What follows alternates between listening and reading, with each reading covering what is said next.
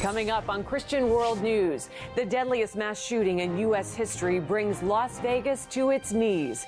See how everyday heroes and local churches are transforming Sin City with the love of Christ. Plus, a Chinese musician is badly burned in a house fire. See how he got a new life and a new heart after coming face to face with death. And a wealthy man leaves fame and fortune behind to become a father to the fatherless. His amazing story is about to reach millions around the world.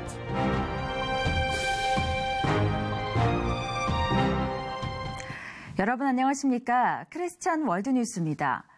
라스베가스에서 총기 난사 사건이 발생해 미국이 충격에 빠졌습니다. 사상자만 무려 500여 명에 달했는데요. 하지만 다른 사람들을 돕기 위해 나선 평범한 시민들의 발빠른 대처 덕분에 더 큰 피해를 막을 수 있었습니다. 도널드 트럼프 미 대통령도 라스베가스를 방문해 이들의 행위를 높이 평가했습니다. 또 현지 교회 목회자들과 대화의 시간도 가졌다고 하네요. The stories of survival are nothing less than incredible. As President Trump met with first responders, doctors, nurses, and even those who risked their own life for strangers. In the depths of horror, we will always find hope in the men and women who risk their lives for ours. The commander-in-chief used words like amazing and incredible when talking about the first responders and medical teams. It makes you very proud to be an American when you see the job that they've done. Visiting Las Vegas following the worst mass shooting in American history, President Trump met with victims and gave his personal thanks to officers and even honored civilians who put aside their own safety to protect others. Americans dashed into a hail of bullets to rescue total strangers. And while in Las Vegas, Trump also met with local pastors. Shook our hands and told us, pastors, thank you for being here. Pastor Pasquale Rabazo got the chance to talk to the president and First Lady one-on-one.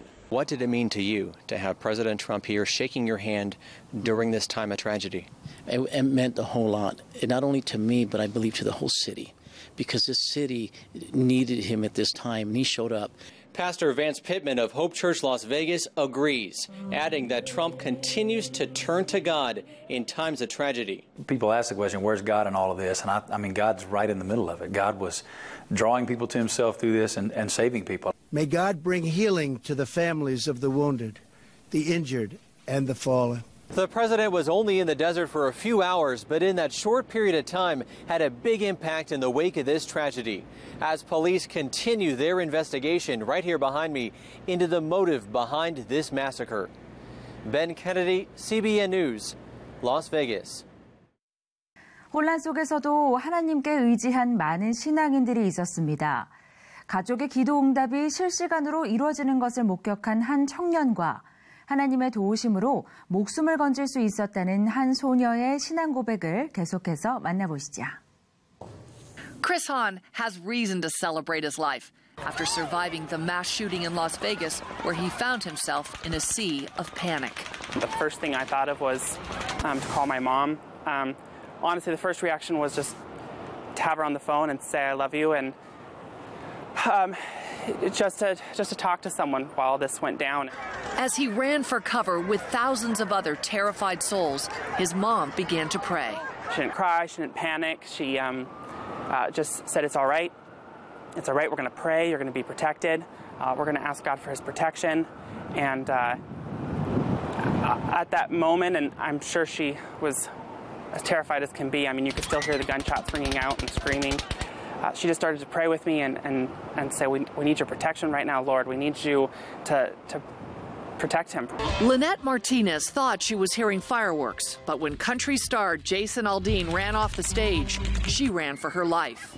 It was just gunshots and gunshots and gunshots, and a guy fell behind me, and he was covered in blood. My boots are covered in blood. I'm just so grateful that I get to see another day.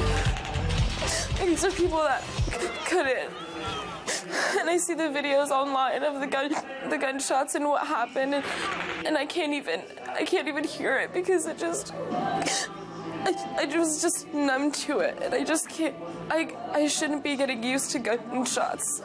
This 16-year-old grew up overnight. My heart goes out to everyone. I understand. I was there, and I'm just praying for every single person for healing and peace. Han says he found an immediate sense of peace and rallied for those around him, and suddenly remembered a phone call from his sister a few weeks ago. She's like, it's just, I feel this really strong urge to pray for you, and God's just telling me that you're going to be under fire. And it's funny, she actually said those words, but at the time I just thought, under fire, I know that could be a lot of things.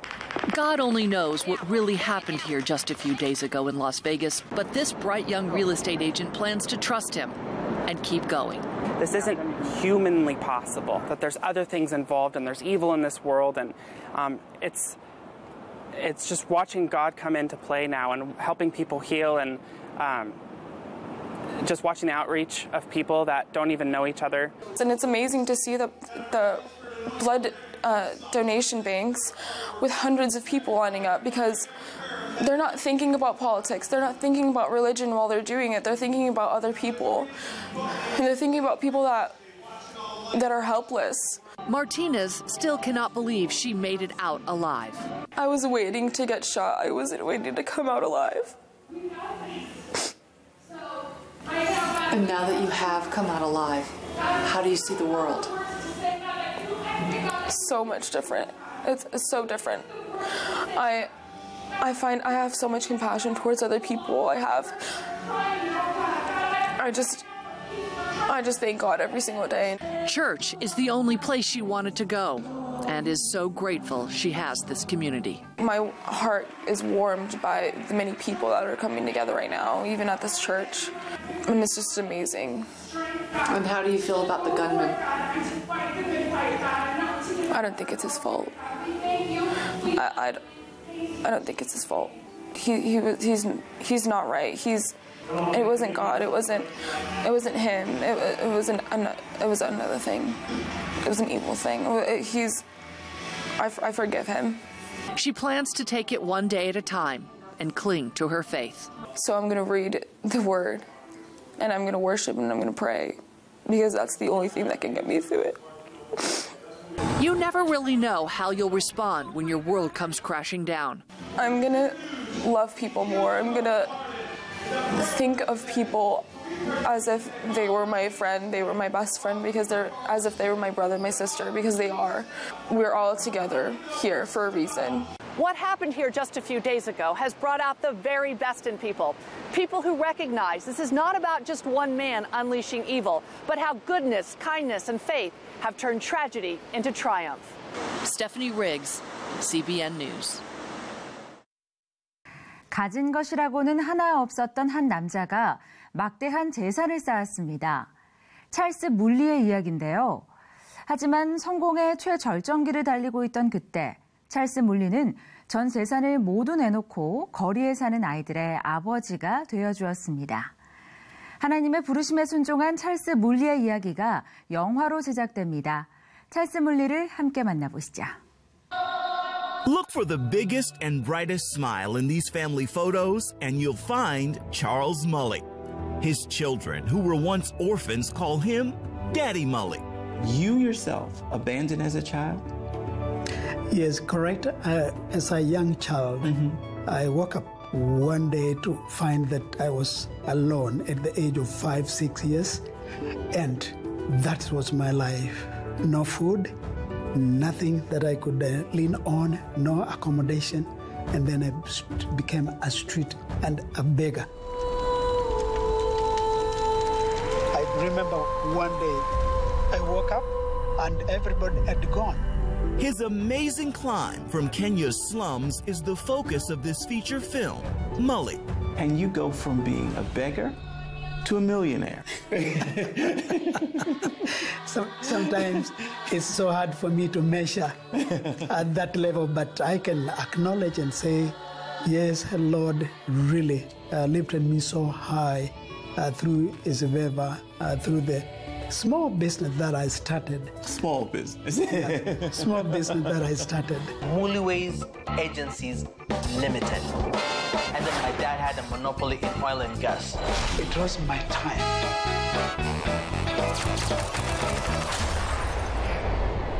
Where do you think that drive for you came from, that entrepreneurial drive to want businesses for yourself and to think, I can do more with this. I can take what little is in my hand and do more. Where'd that come from? When I look at it and I look back, I see God's grace and a plan, and a good plan. As he said that I have a good plan for you, Jeremiah. And then when you look at it, it's like God had a good plan. Why? He was planning for me to become an instrument for the future. When God wants to really to make use of you, there's no way you can escape, even when you try to run away. Happily married with 8 children, Mully felt God calling them to sell everything. That call came in 1986 after a face-to-face encounter with children begging on the street. I was really tormented by these boys in the street. I saw faces of me, and I could not walk anymore. I cried.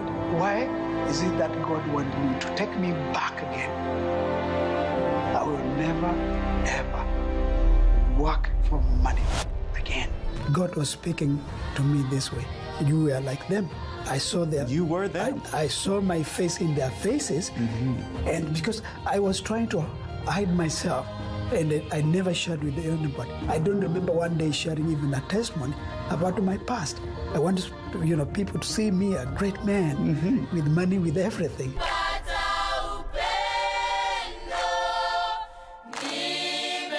Dad says that he needed to sell everything and start helping the poor in the society, the children who are abandoned. How do you let go of what you hold dearly? And how do you decide when to share your love? He started Mully's Children's Family, now the largest children's rehabilitation organization in Africa. Growing that family to the size it is today hasn't been an easy process. Oh, this journey has never been easy. Together with my wife, especially the rejection from our friend, from the churches, those days, they never wanted to hear about anything. They thought I was crazy. We had 3 children, 4 children, and the number kept on growing. They said, welcome, this is your family now. These are all your brothers and sisters. More than 13,000 of Daddy Mully's children have gone on to become doctors, engineers, scientists, teachers, and lawyers. I see the world, I see Kenya, I see the continent of Africa being transformed through them and through Christ who strengthened us. Transformation that began with obedience and led to becoming a father to the fatherless. Ephraim Graham, CBN News. 화재 사고로 온몸에 화상을 입고 살아갈 의지를 잃어버린 중국의 한 유명 음악가가 있습니다. 하지만 삶을 포기하려던 그때 하나님의 음성이 그를 붙잡았다고 하는데요. 그의 이야기를 함께 들어보시죠.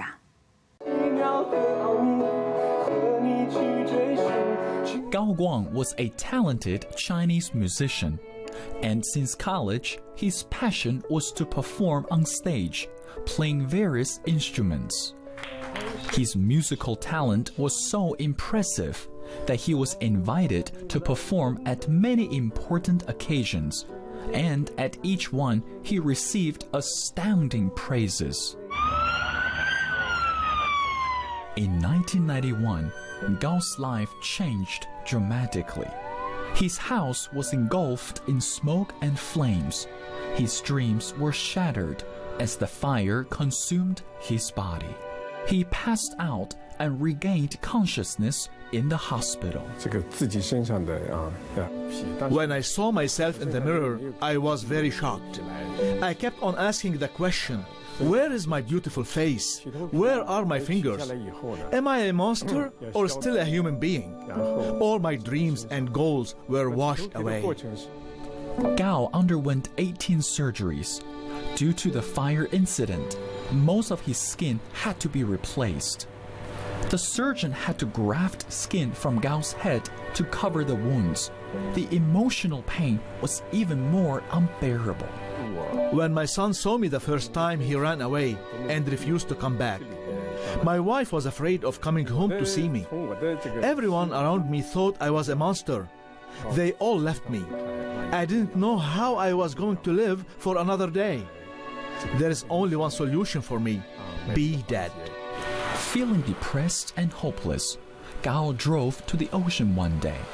As he saw the waves and smelled the ocean, he was ready to end his life. He didn't want to be a burden on his family or himself. I didn't want to live anymore. No one was going to accept me. I was tired of hiding myself in the house. I used to be the big shot. Today, not anymore. As Gao slowly slipped into the ocean, all of a sudden, he heard a voice. The voice was telling him, "Don't worry. Our beauty, it's nothing. God is looking at our hearts, and you are His child." Gao paused, remembered his Christian mom told him the same thing. He collapsed in the water. When I woke up, the first thing I saw was my mom. She began to tell me about God. She shared how God is the God of miracles. Jesus never cares about how we look on the outside. What matters to him was the inside. He loves us no matter how we look. Gao laid in bed, listening to his mom's words, trying to understand what she was saying. God is going to give you a new identity.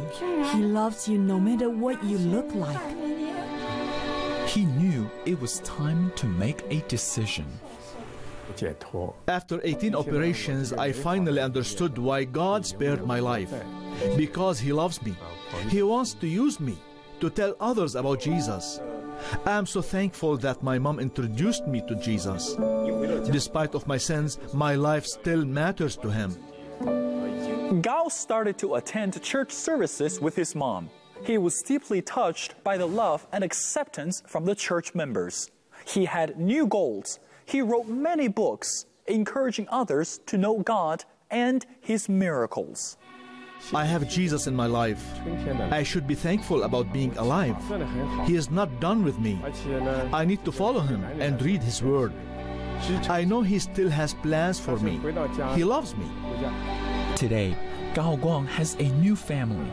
He's very proud of his beautiful wife and 2 amazing children.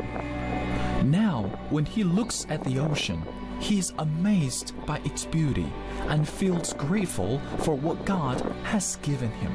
Jesus, the Savior and miracle worker. Mengfei Li, CBN News. 래퍼로 유명한 아민 사파리는 기독교 박해로 4살이라는 나이에 부모님과 함께 이란에서 달아났는데요. 고등학교 때부터 음악에 관심을 갖기 시작한 아민 사파리는 이를 통해 영어를 배웠다고 합니다. 그리고 이제 자신의 재능을 하나님을 전하는 데 사용하기 원한다고 하네요.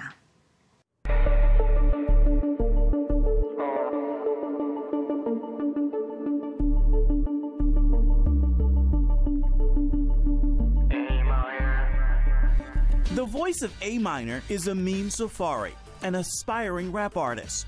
At just 4, Safari and his family fled their home in Iran and moved to Turkey. What was life like in Turkey? It was not fun at all. It was very difficult. You know, we were refugee, and we escaped from Iran's government, so the government was looking for us in Turkey, and since later we became Christian, the Turkish, people didn't like Christianity.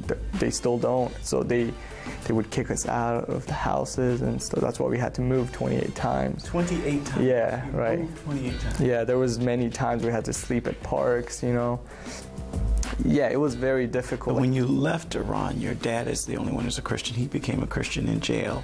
When did you come to?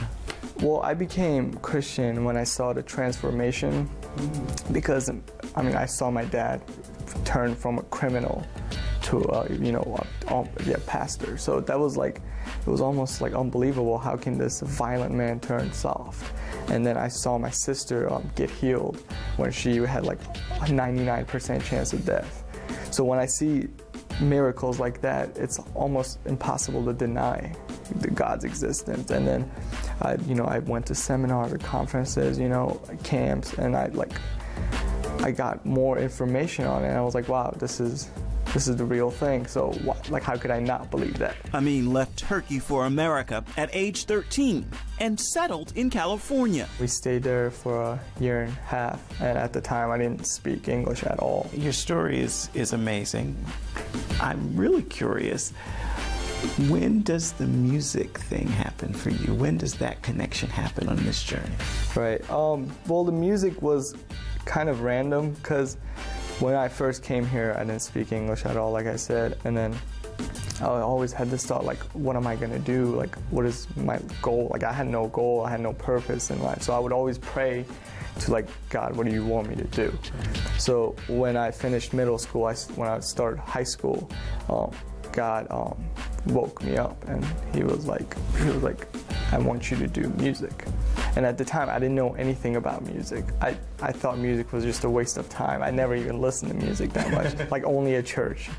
But yeah, he's told me to do music. I was like, but I don't know anything about music. Why would you want me to do that? He was like, trust me. Amin says his music is influenced by artists like Eminem, Kanye West, Jay-Z, and Kendrick Lamar. In my head, I'm like, okay, if God is telling me to do music, then he definitely wants me to do Christian music and gospel and stuff. So I slowly started getting into that, but then again, he told me not to do Christian music, which was very weird to me. He was like, I don't want you to do Christian music because Christian music is for Christians, and he doesn't want me to reach to Christians. He wants me to reach people who aren't Christians. Actually, he wants me to reach everyone. 오늘 준비한 소식은 여기까지입니다. 저는 다음 주에 다시 찾아오겠습니다. 시청해주신 여러분 고맙습니다.